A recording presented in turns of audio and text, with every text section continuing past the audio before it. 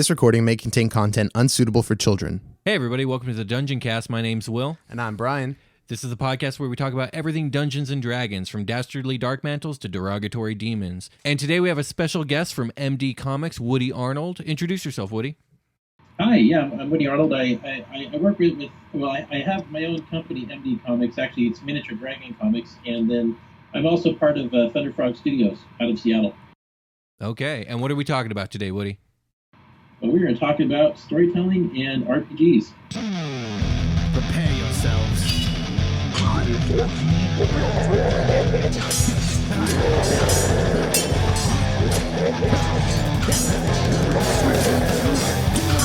I cast Fireball.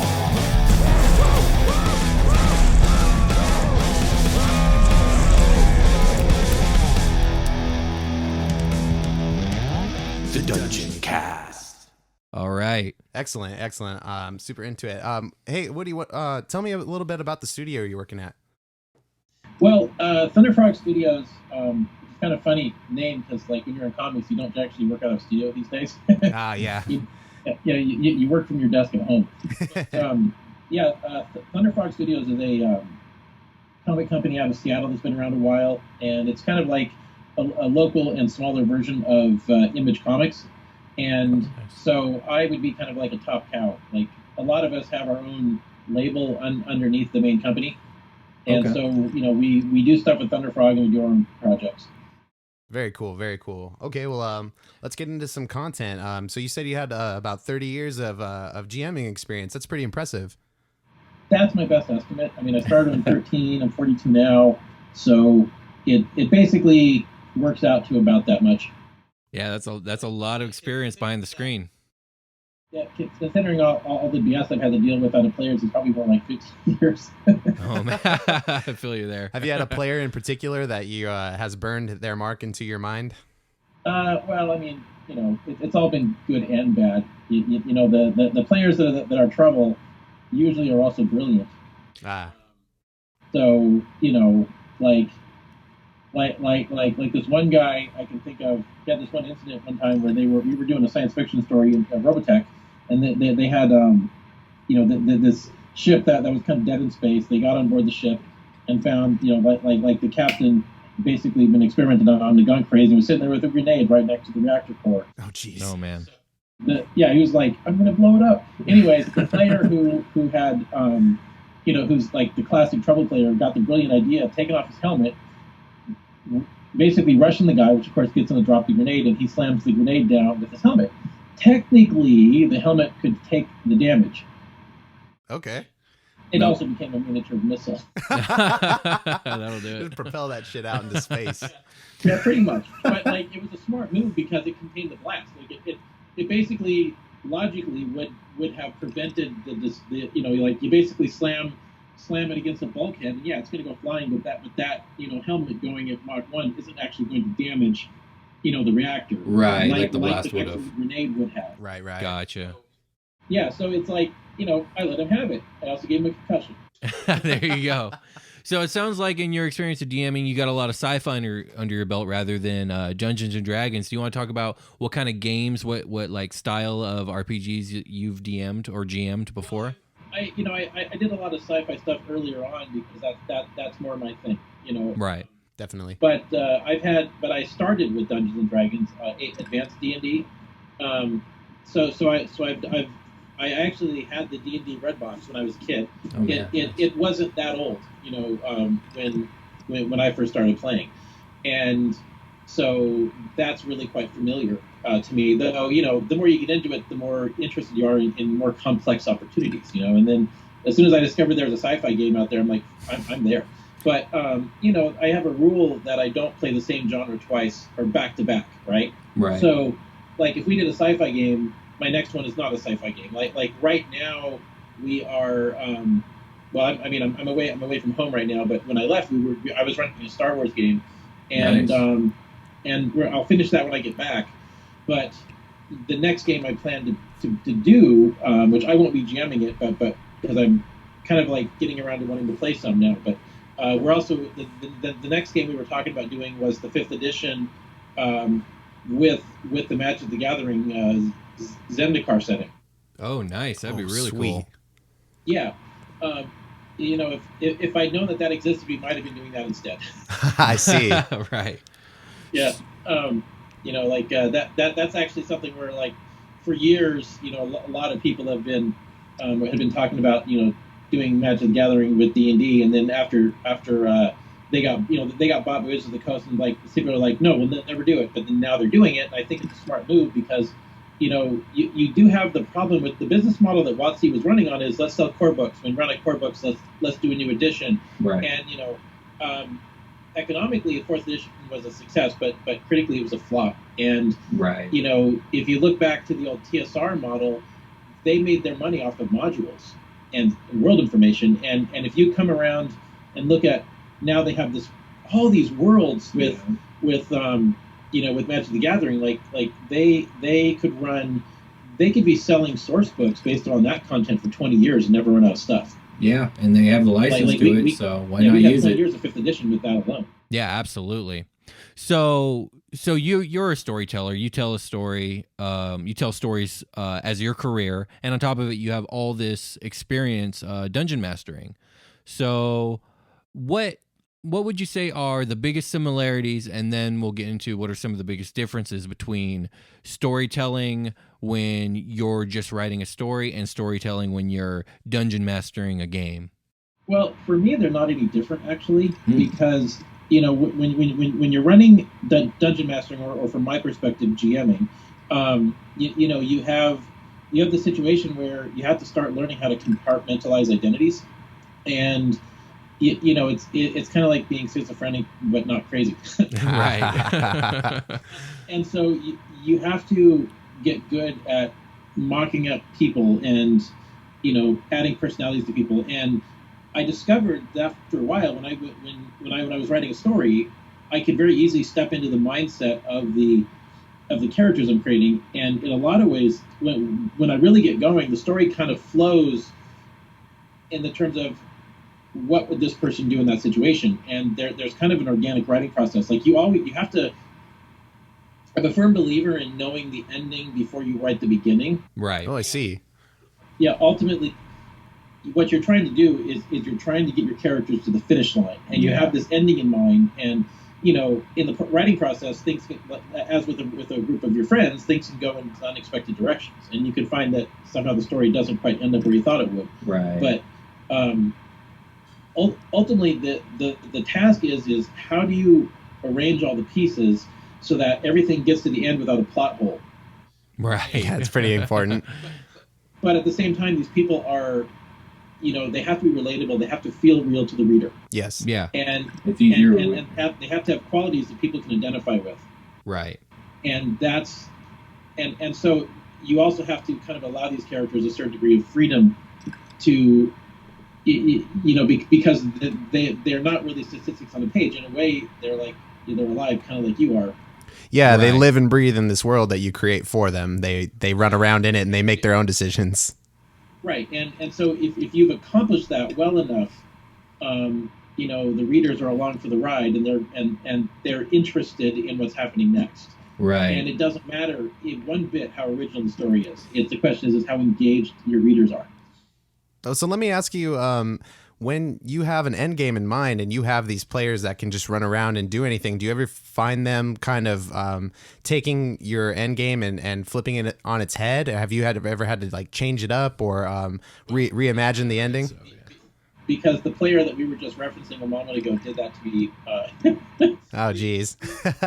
Yes, the Star Wars game that we're running right now, I'm actually running it because he did that to me, where I kind of like, I'm trying to pick up the loose plot threads in a different campaign, and at least for me, resolve it, you know, because I had a really great ending in mind that it never happened, and so I'm... Yeah, and that's the danger of being a DM. You can't control, that's the thing, you can control the characters that you write, but you can't control the characters that are being ran by other people. Yeah. No, not at all. Yeah. But you know, if you're good at it, at storytelling, and you have a good enough command of the material, you can steer things in the direction that you want. And if you're really good, the players won't even know that they're being steered. That's Right. the trick, isn't it?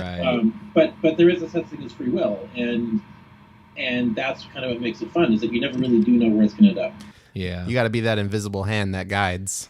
Now, I agree with you when it comes to the whole kind of knowing your ending before you know your beginning.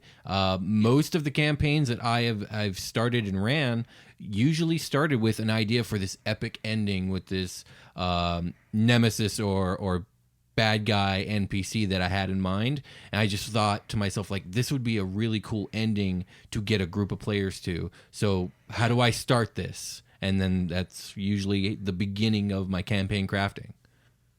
Yeah, I think for me though, like my biggest failing as a game master is just sometimes not pacing them out properly, where like the creative drive can die before you get there. Yeah, I see. And, it's like, yeah, the spending 5 years on one campaign worked when I was 25, but right now it doesn't work for me anymore. It's just the thing is that I actually, my ultimate goal in doing this was to become a good storyteller. And what I basically found was that when I got to the point where I was actually now applying what I had learned to a writing career, what started happening was that my actual interest in GMing actually declined a little bit, because for me, GMing was the creative outlet, and now I'm actually able to create comics that people are reading, and I'm finding that's actually, for me, that's the reason why I did it, and now I'm there, and then I'm kind of coming back around to, well, all these years I didn't get to play. I feel that, yeah. Now I get to do that a little bit. First thing, you have the problem of, nobody's ever really as good as you, and then you have some of the people that are don't want to do it, and then you've got the problem of, okay, how do you take the guy that has the drive and you get him up to the point where he can be as good as he needs to be without clawing your eyes out? Yeah, right. Putting up with some BS. Yeah, and it's yeah. Yeah, I mean that's why there's a stereotype of the eternal DM. You got that guy who just he's always, or girl who's always the DM because they're good at it and everyone knows that they're the best at it, and everyone else wants to play but they don't want to DM. Yeah. Well, it's actually funny because so I noticed something one day, that when I looked at the viewpoint of, okay, so you run a role-playing game and you have a certain viewpoint as a game master, but then you look at a guy that went to school, maybe he's got a degree, now he wants to write a book, or maybe a guy that just has a story that he's really passionate about, and he's got a good enough handle on grammar to actually make a good sentence, Right. And so those guys, they're out there writing books, they're writing comics, they're writing Thor, they're writing Doctor Strange, they're writing Captain America, Superman, whatever, right? Mm-hmm. And you end up running into this odd thing when you look at superhero comics. They're really bad about this, is that you kind of see these characters run around, and you don't see them get hurt very much. That's true. That's true. Yeah. And the thing is like yeah, they've got torn uniforms and stuff, but what for me, the only character that really gets hurt is the one that can take it, like Wolverine.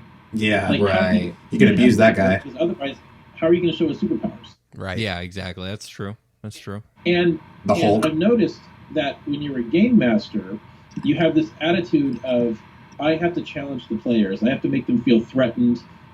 I have to hurt them, right? Right. Yes. But it's, how do you hurt them just enough? Yes, without mercilessly killing somebody. Exactly, right? And so how do you hurt them just enough so that they feel like they're in danger, feel like they're threatened? And then you look at a story like a Marvel comic, and like these characters run around. None of those characters are in any real danger, Yeah, unless they're fighting Thanos. But right, it's like or Superman's fighting Doomsday. But it's just when what I've been doing is I've basically been taking my comics and I've been giving directions to the artists, like, these guys need to get hurt, and and I think that creates a more believable scenario when the characters you're reading about look like they're in real danger. Like I just got the inks back for page 16 of my cyberpunk book I'm putting out right now. They look amazing, But like we've got this thing where they're on a road and somebody's like tossed a bunch of grenades out in front of them in the cars. They've got grenades going off everywhere, right? Now the reader knows they're in an armored car, but these explosions look like they are going to mess this car up. And the car already got shot with a grenade launcher once, so you got one of the windows has all cracked to shit. And it's like,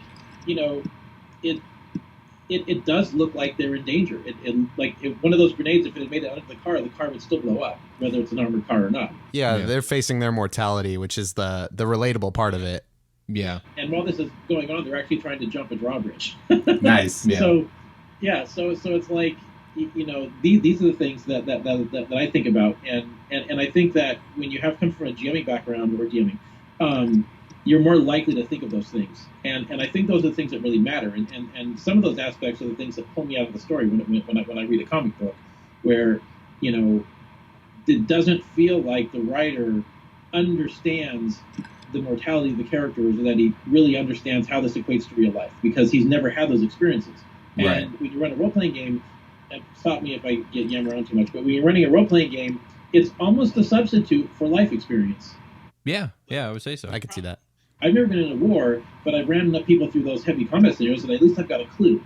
That's like the flight simulator, or like if you play it enough, you can actually land a plane. So that reminds me of. Yeah, but I do have some real life experience too. Like I've actually, I'm one of the few people that can tell you what it's like to be inside of a trash compactor when it's been turned on. Holy shit! Oh man.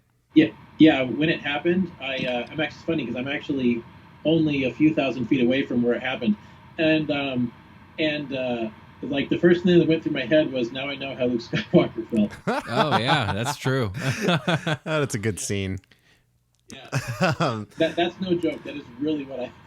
Yeah, I can definitely see that. Okay, Woody. So when you start to build a campaign for players, where do you usually lay your foundation? How do you start? Do you have like a ground up sort of deal, or I know you like to have the end game in mind, but where do you go from there?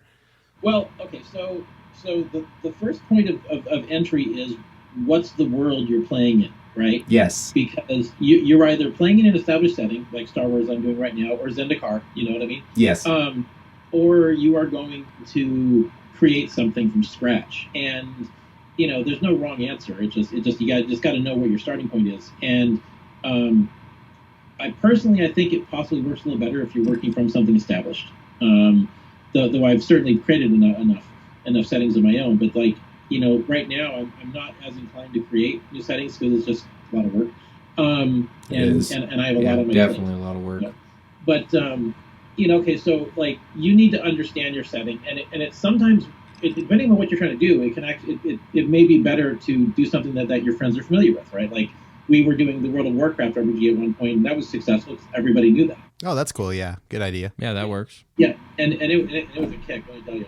But so you got to have your setting in mind, and then from there, you kind of get a general idea of what kind of story you want to tell. And then you figure out what characters are going to be available. Like what's the mix of races, what's the mix of character classes, Mm-hmm.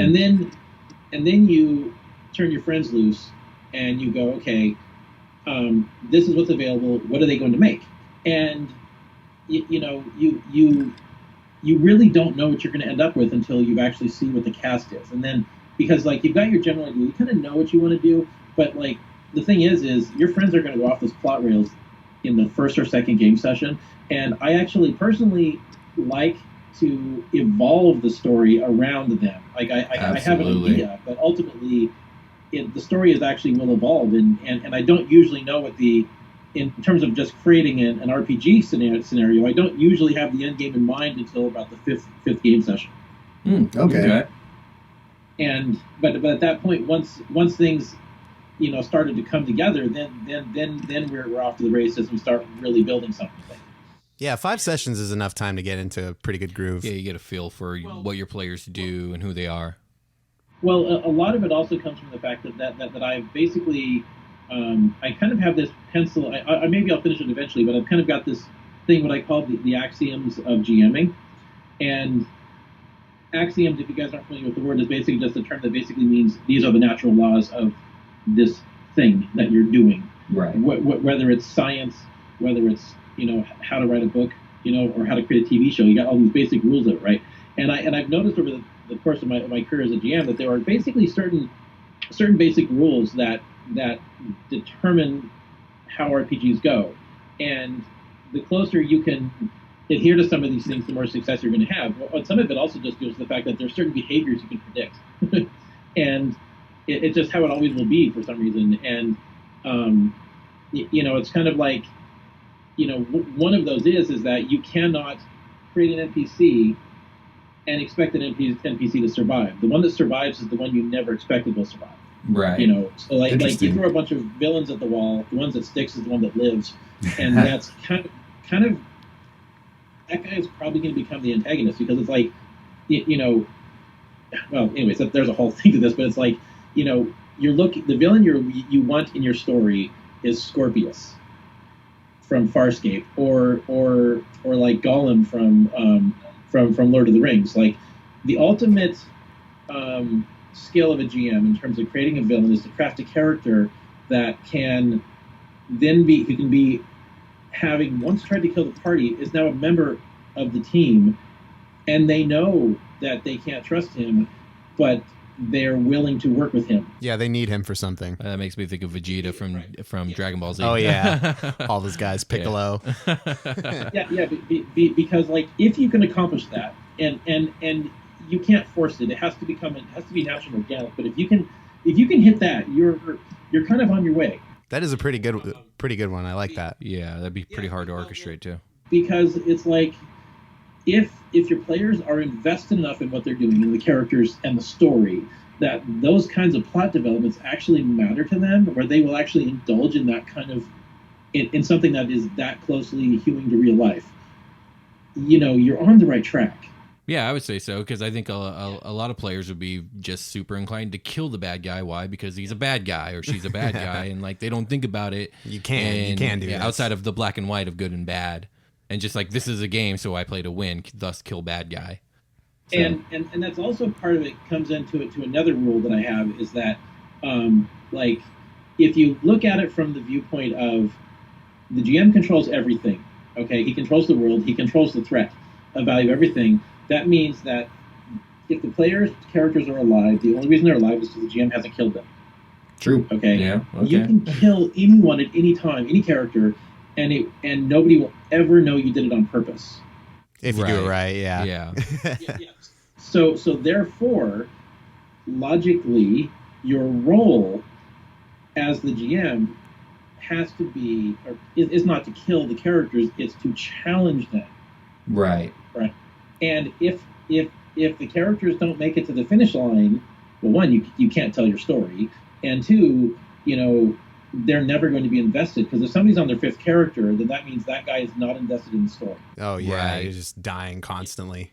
Jeez. Yeah, like, it's okay if one or two get killed. There needs to be a real threat there. Right. They need to know that somebody could go at any time. But the point is that if you're killing people off that quickly, then all you're basically doing is running the D&D bread box. Right. And it's a balancing act between keeping it challenging enough that the reward of succeeding is sweet, and making it so it's not too easy and they're just mowing over everything. Yeah, I'm sure accidents happen though, right? Like, someone's gonna die. The dice will kill you sometimes. Getting back to a classic example, right? Like, and this is kind of a he should have known better scenario. Okay. And so this I don't mind, but like in our first Star Wars campaign that we did, one of the players basically got himself possessed by a Sith Lord and basically ran for 3 or 4 sessions as an enemy of the party. Oh man, that sounds awesome. Yeah. And the rest of the guys had to get together and kill him. Oh wow, that sucks. Yeah, like he was, they had invaded the Sith temple. This guy had got a hold of like this artifact, and he had basically thought that he had acquired force powers as a result of it. In actuality, I'm like, okay, dude, you're actually possessed. So, oh man. And that's the in Star Wars, when you're possessed, you're fucked. Right. That's it. You are done. Oh man, okay. I didn't know that. Yeah, well, that's the thing, is like, the possession is a Sith, or it was a dark side technique. Yeah. And when they do it to you, that's probably it for your character. That's like a permanent installment. It's not like you can exercise this demon. Right. Well, you could in theory, but like, it's just, it's in general, just in general, when that happens, you better start rolling some dice and making somebody else. So that's but see that was that scenario, and fortunately it happened to the guy who's got a really good attitude. Oh, okay, so he's chipper about running a new guy. Oh yeah, no, he actually thought that was a great plot twist. Yeah, cool. Because character death can hit a player pretty hard sometimes. It's never fun to see your character die. Even in the best circumstances. Well, when we were playing World of Warcraft, I was playing a wizard, and it was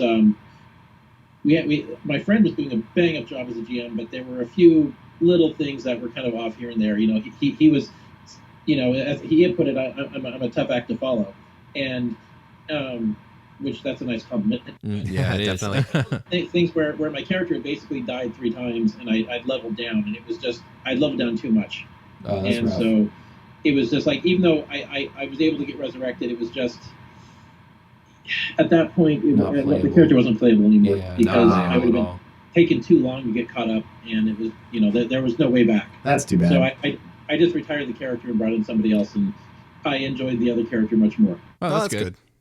Yeah, definitely. Well, I had already created this character's brother. It was basically a toss-up between the paladin and the wizard. I went with the wizard, and then I brought in the paladin. When the wizard was out, and the 2 characters, I had created them as brothers. So I brought in the brother to pick up where the wizard left off, and I had a great time. That's good. Cool. Nice.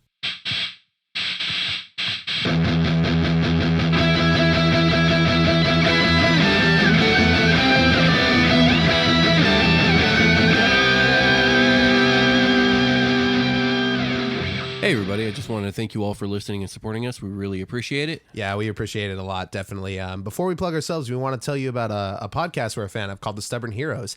It's a real play 5th edition D&D podcast set in the world of Varian, an adventure of action, mystery, intrigue, and humor that we highly recommend. You can find The Stubborn Heroes on SoundCloud.com/StubbornHeroes on iTunes, and you can follow them on Twitter at Stubborn Heroes. So we want to go ahead and take this opportunity to plug ourselves. You can find our podcast on SoundCloud.com/Dungeoncast or anywhere you can download podcasts from, including iTunes. You can search us on YouTube, or you can tweet at us at the Dungeoncast. And once again, we really appreciate all the listens. We really appreciate all the feedback, and we really appreciate the support. It means a lot that everyone is enjoying the show out there listening, and we just really want to thank you. Can't say it enough. Yeah, absolutely. Again, thank everybody. I wanted to, before we end this bump, just drop, I already announced this on Twitter, but we are doing an ongoing raffle where our first 100 subscribers on YouTube, as long as they leave a comment as well as subscribe, they will be immediately entered into a raffle where we are giving out a signed copy of Volo's Guides to Monsters. So if you want to get in on that, the window is closing. We are closing in on 100 very rapidly. I would suggest you go there right now. Go ahead and subscribe. Check out one of our videos. Leave a comment, and you'll be entered. So it's going to last as long as it takes to get to the 100 subs, yeah? Yes, but I think it'll be over within a week probably of this dropping. It's closing in. I've been keeping an eye on it, and it's getting close. So everybody get on the Twitter, see what's going on. Get on the YouTube, leave a comment like Will said, and subscribe to us, and you'll be entered for a free copy of Volo's Guide signed by us. Woo! All right, let's get back to the show. All right, thanks a lot. See ya.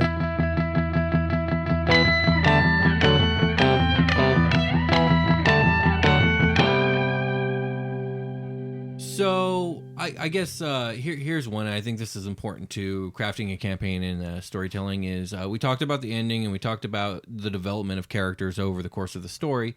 How do you go about with the setup or the starting of a campaign as a DM? Oh yeah. That's a very important part. And then also, how does that differ for how you set up a story that you're writing in comics? Well, okay, so when you're writing comics, again, when you're actually writing a story just from scratch, you do need to know where it's going to end, right? And when you're doing a role playing campaign, you probably don't know where it's going to end. You might have an idea, but right, your idea is going to change. Yeah, you don't dictate what actually happens. Yeah, exactly. But the thing is like between the two, the actual, in terms of just like the storytelling aspect of it, whether it's GMing or writing, you still have the same problem, is that your goal, you have to very quickly create a set of circumstances where the people feel like they have a personal connection to the story, right? And it's easier to do when you have a group of characters that you've created from scratch, and you can just work those details. But then with a group of players, you have to get the players to basically invest themselves in the story. And so one of the things that I do is I actually give an award of some kind to players that turn in a written backstory. And probably not much experience, probably not experience points, but I've been known to do that. But it's like, okay, well, you can have this minor magic item at the start of the campaign, this extra little oomph for your character if you turn in a written backstory. Like for me, I usually turn in a 5-pager. Oh man! And then a lot of guys have turned in 1 page. But those details, like, they're really important. I've been building a campaign, just starting it out, and I've been asking people, like, please give me something I can work with for your guy. I really need some meat on your bones, man. Right. Sure, but there's also conflict of warning, and fortunately, most of the guys agree with this point, and they criticize the players that protest. But it's basically anything that you do not set up on your backstory, you don't put in stone, the GM can write for you. That's fair. That's a rule, and like I make sure everybody knows. So it's like, if you do not establish who your parents were, you don't establish your siblings, then you're going to find a brother one day who's a villain. Oh crap! Okay. Or your mom's going to be possessed. It's like the GM will make. I will devastate your life. Like, holy crap! That's too funny. I like it. Well, that's the thing. It's like your family history will be set by the game master. Right. And if you want to turn a 15-page genealogy just so that I can't fuck with you, that's fine. But the thing is that 15-page genealogy will also bite you in the ass because the GM will use it. Yeah, absolutely. That's a tool for our usage. So. But those things are essential, because you do need to have something to tie the story together. And if you can take something in your story and make it relevant to the player, and if the player cares enough about his character and his backstory and is really invested in what he's doing, and then he runs across, like, okay, so this villain we're running across has a connection with my family, or maybe the guy murdered my mom or something. It's like when these elements start coming up, players will respond well to them.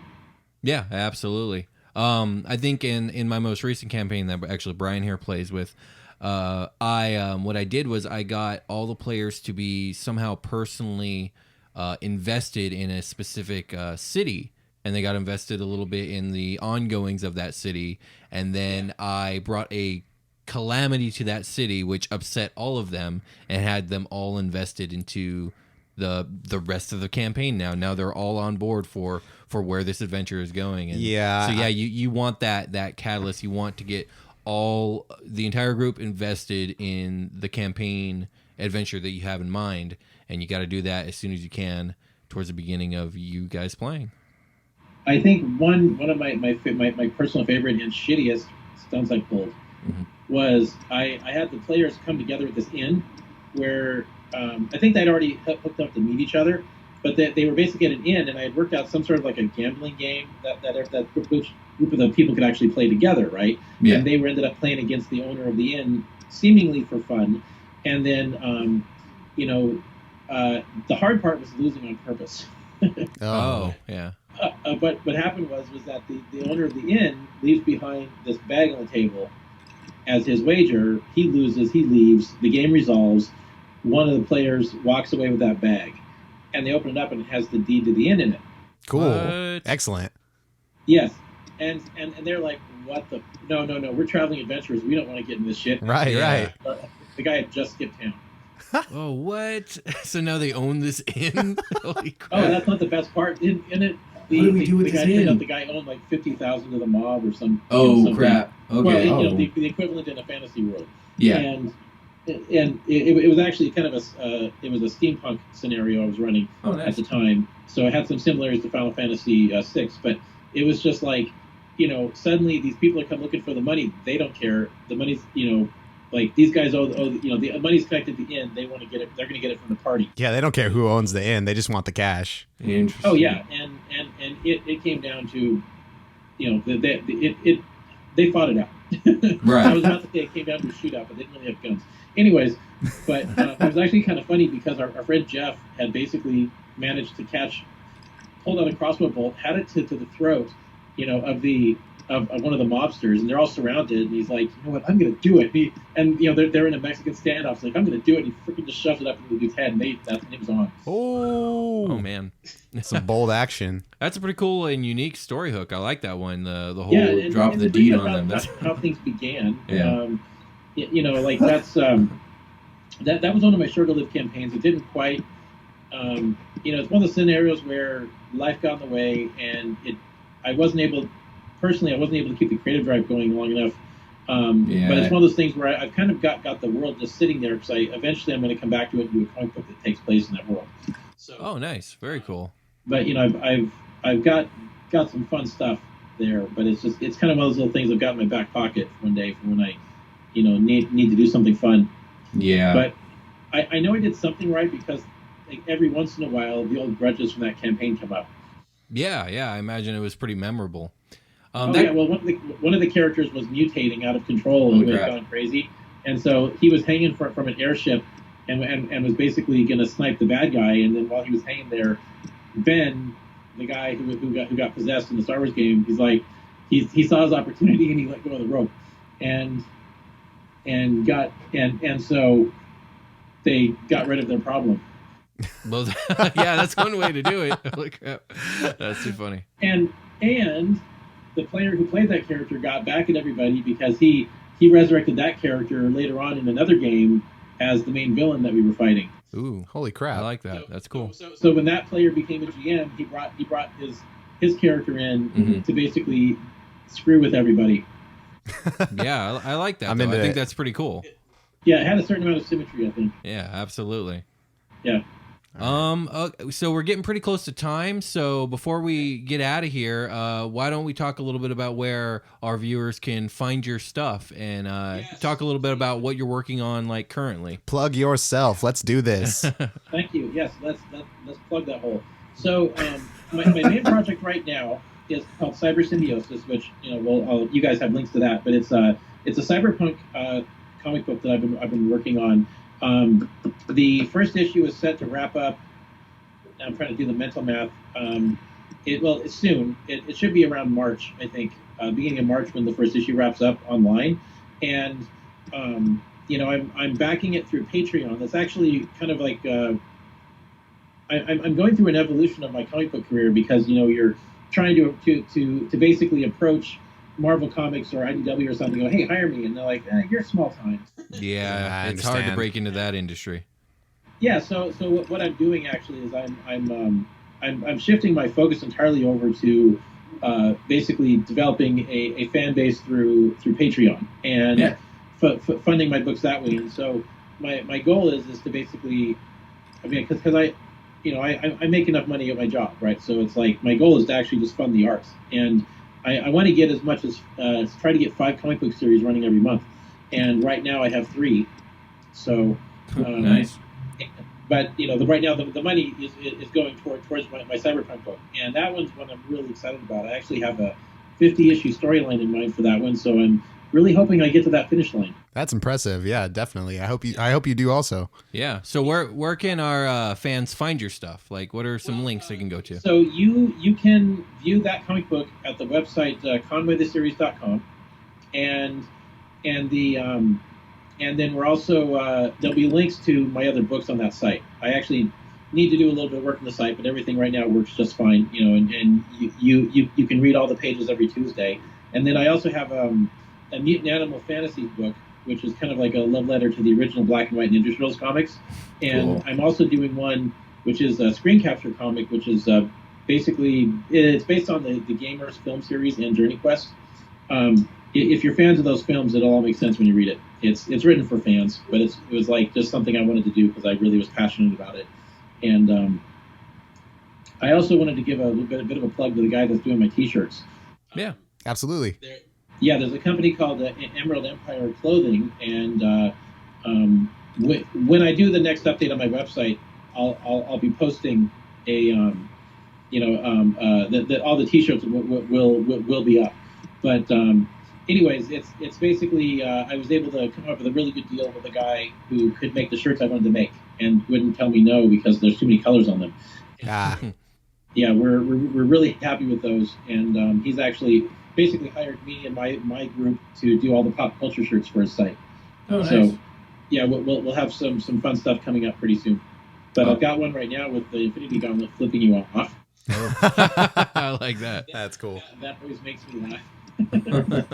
So, Sweet. But yeah, I mean, really what I'm hoping is I'm hoping to get people to back my Patreon so I can keep the comic book going forever.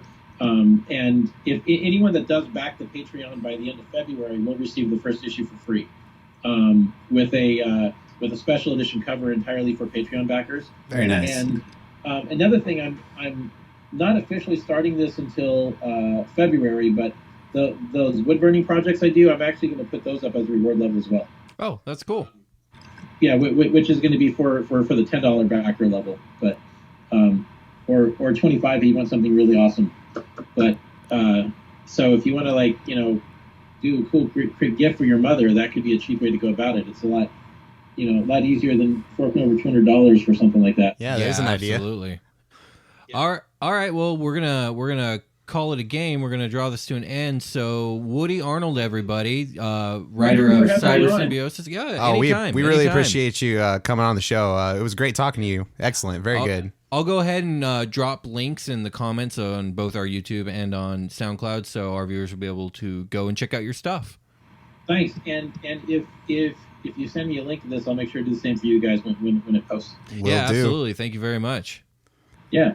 All right. Have a nice night, gentlemen, and I would love to talk to you again in the future. Yeah, we'll definitely set good. something up, Woody. Thank you very much for coming on the show. Thank you.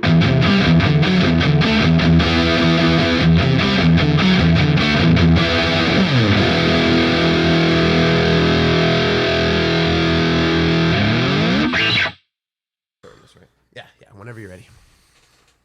Hey, everybody. I just want to thank you all for listening and supporting us. We really appreciate it.